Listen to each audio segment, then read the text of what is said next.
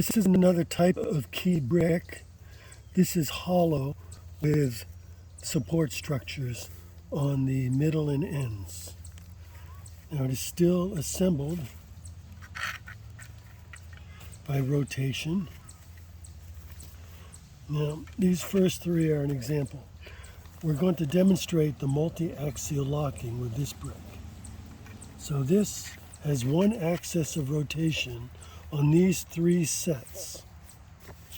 This other one has one axis of rotation. Now that's made two axes of rotation on this brick. Now when we go across the top, now this brick has three axes of rotation. And this one makes four. Now, the purpose of this is to be a structural wall.